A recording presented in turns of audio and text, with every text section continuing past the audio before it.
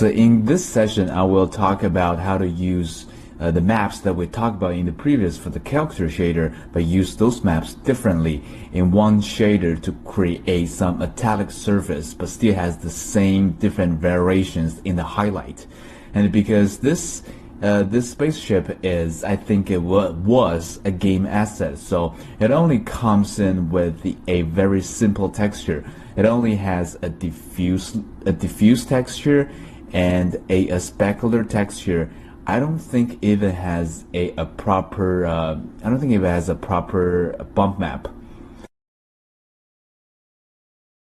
I mean, it does come with a bump map, but bump map is more for the edges.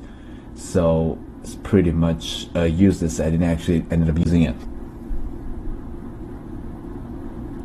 And the diffuse map is the one that I use the most, and I actually generated a normal map based on the diffuse map, but I don't think I included in this shader. But anyway, so in this case, because we only have two maps to work with, if we don't want to go into the software like Substance Painter to paint on top of it, let's just see how much we can get out of from those two textures. Let me show you what the final render result looks like. You can see it's a very rusty metallic look, and over the edge I boost up the reflection just to introduce some just to introduce more variations in the texture surface. Okay, let's just walk through the texture setup. Let me open up the render. And because sometimes some of the assets we get is not perfectly ready for a V-Ray workflow, so we need to somehow convert those maps that we have. We convert those maps we have into a production ready V-Ray style. So in this case, we just use the specular map as a roughness, but we use it differently. Like I said before, I didn't use a very bland material in this case. I actually just used a roughness map piped directly into the reflection glossiness. Let's start with the diffuse map first. Let's start with the diffuse map. I added a color correction in the diffuse map because I want to just to mute the blue and the overall saturation a little bit, just to desaturate it a bit. And I think I add another one just to boost up the saturation. So don't worry about that. My bad. And the second step, what I did is I used the specular map for the reflection amount, and I also boost up the reflection overall using a color correction node to give it a nice metallic look. And then I used a V-Ray curvature map to crank up the reflection where there's the edges in the model. So V-Ray curvature is a procedural map, comes with the V-Ray itself, that it sort of highlights where the edges are in the model itself. Let me just do a test shader just to show you how the curvature map looks by itself. So now I have a V-Ray material, simple material. Now I just pipe the V-Ray curvature map into the diffuse channel of this default shader so we can see how the curvature map works better. So you can see the curvature map actually highlights where the edges are on the model itself. And because it's a procedural map, so you don't really have to UV anything to get this map working. And you can actually control the radius where how much you want those highlight expand. Let's just reassign the actual body shader. So here I use this V-Ray curvature map to let me open up this a little bit. I used the V-Ray curvature map, and I mixed with the specular map, just so based on top of the specular map highlights the edges, highlights the specular over the edge. We get a little bit nice feeling like the paint has been rolled off over the edge of some metallic machine. So this is the reflection amount. And the next step is I use the diffuse map and I color correct it. I just lower the all saturation down, because in the diffuse map you can sort of see on the surface there is some like gray and black area. So I assume where those blacks are is less reflective, and when it's gray, it's more reflective. It's not a property to use it, but this is all we got, so we gotta have to just to improvise a bit.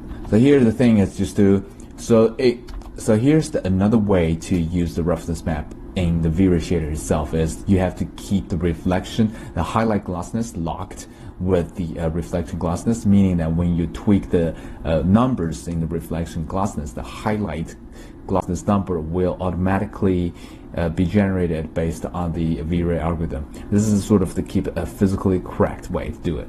And in terms of the reflection glossiness, now we just pipe the desaturated, this desaturated plus the V-Ray curvature map, and we just pipe the mix into the reflection glossiness.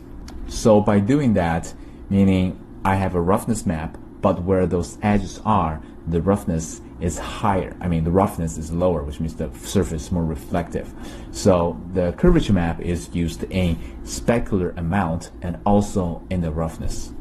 So let's see. Right now the light is directly shooting inside the camera. Where you can see the highlights are, there's a little bit like variations in the highlight. It's like a little bit diffused area, and where this over the edge the highlight is more pronounced. So this is another way to use the roughness map, quote-unquote roughness map, which generated from a diffuse map and piped into the reflection glossiness. I didn't even play with the IOR here, but it looks pretty good for a metallic surface, considering we only have basically 2 maps to work with. And because it's a spaceship, so we have basically four engines. I built a light rig for this asset, so when we put into the actual shot, except for the on top of the shot lighting, the spaceship itself has a light rig comes with it. So what I did is I just put two very plain lights. I put 2 very plain lights inside the engine, and put some like sort of a signal light, red and yellow signal light. Let me just lower the resolution a bit, so I can just so I can rotate it better, just to get the result a bit better. So as you can see here, there's that one light two-sided inside the engine, and so it lights up the inside and the outside. So whenever there's some object outside the engine, is also affected by the lighting, engine light. Same thing for the engine exhaust. You can see we can get some really nice reflection on the spaceship body. And I guess there are 2 more here. You can check the project file to see how I set up the shader. I will include all of them in the project file. And some extra bluish light in the cockpit. So this is pretty much how I set up the spaceship shader, using only 2 textures, diffuse and a specular map.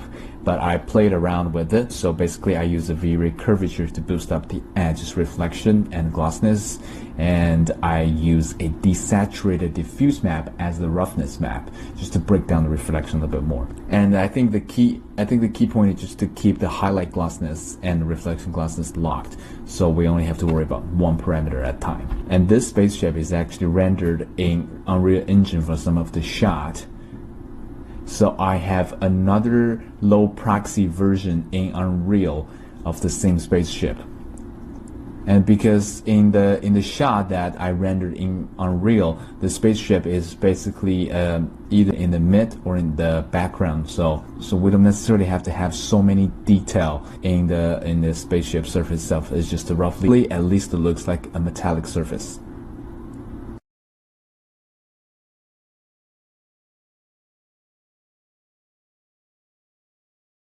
Let's just take a look. You can see in Unreal Engine the result looks similar but less accurate where those highlights are.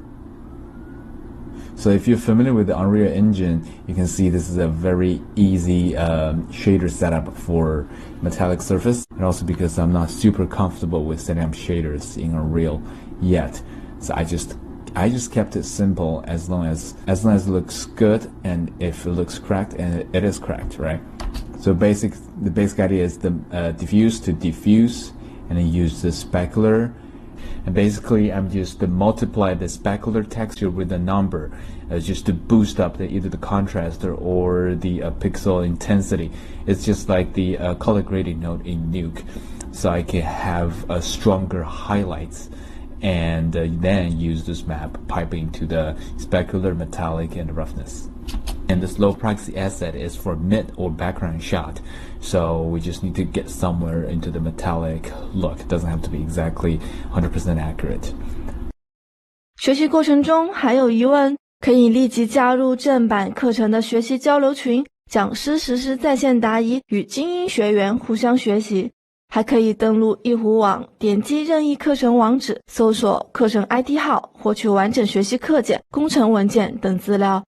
扫一扫，任何问题小美湖都能帮助你啦。